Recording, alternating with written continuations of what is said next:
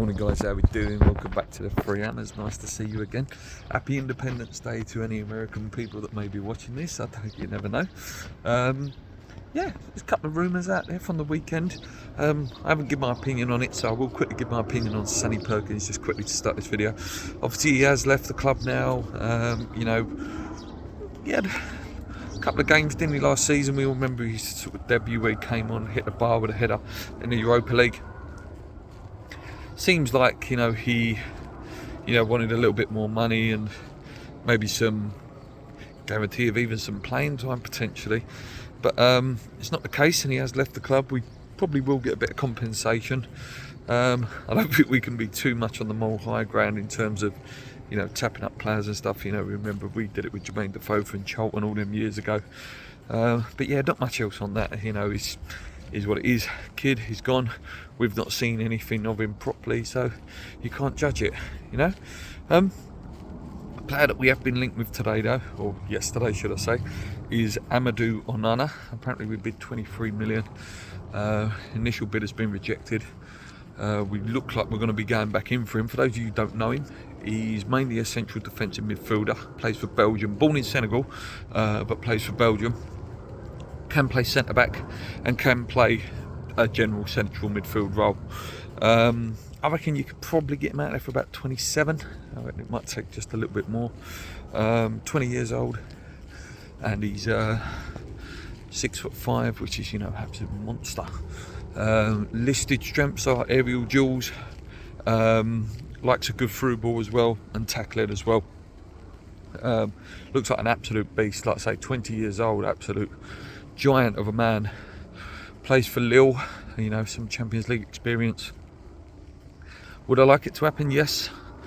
20 years old, big Belgium international as well. That speaks a lot of volumes as well. We know how good the Belgian team is. So yeah, would be a fantastic signing. We need centre midfielders. If you put him in there next to Rice, it frees up other players, and we're desperate for some centre midfielders. I think two. I don't think one would be enough. Because again, it would be a lot of football just for three players. We see that last year. Noble was hardly used, Kraull was never used, and it was Rice and Souček nearly every game. And in the end, it sort of killed us. So central midfield is a key position. If we really want to push on and sort of have the same sort of level of seasons that we've been having the last 2 years. On the Brozier situation, it seems like Newcastle are very keen on him. Like I say, every video I do, you're going to hear Newcastle are interested. It wouldn't surprise me if Newcastle would get interested in Onana soon as well. But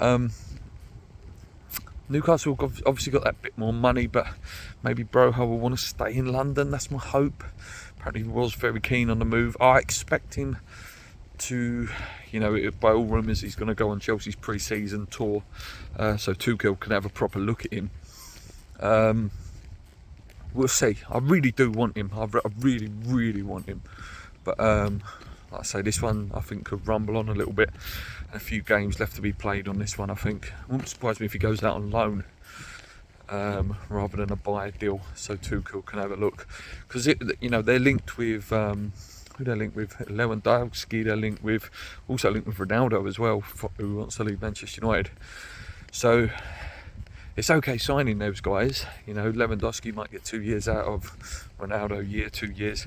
But then you're going to be thinking, Brozier's now 23-ish, he'll be at that time. And is he fully ready, and is he banging in goals for West Ham when he could have stayed and been banging in goals for Chelsea? It's a really tough one, that one. Last one, Dwight McNeil. I did speak about him a few weeks ago. Left wing target. Apparently you can get him out there for about 11 to 12 million from obviously relegated Burnley. Left wing is a position we need. He would suit that mould that Moisey likes, hard working, does what he's told sort of thing. Obviously the Danjuma one looks more or less off now, which is a shame because there is a player in there. There's a top player, but I can understand. Listen, I can understand if the attitude doesn't suit the mould of the club that he wants. Moyes, then you've got to get what he wants. The last thing you want is someone coming in and upsetting the dressing room, which is such a great dressing room, and it's lost some big characters this year as well. So the last thing you want is a situation where someone comes in and upsets that dressing room. the Lingard one rumbles on and on and on and on. Everton apparently interested now. Can't see him going Everton. Can't. Lost some big players this year. Look like they're on a slight decline unless they go and spend some, you know, some of that Richarlison money. And yeah, I think West Ham are the better option at this current moment. By all accounts, he wants to join, but money again is the situation, and he seems like he's waiting. This one's just, I just want something to happen. It's like either sign for us or just sign for another club within a week, because at least then we know it's over. The longer it goes on, I feel we're missing out on targets because of it. I really, really do. Anyway, guys, that's it for today.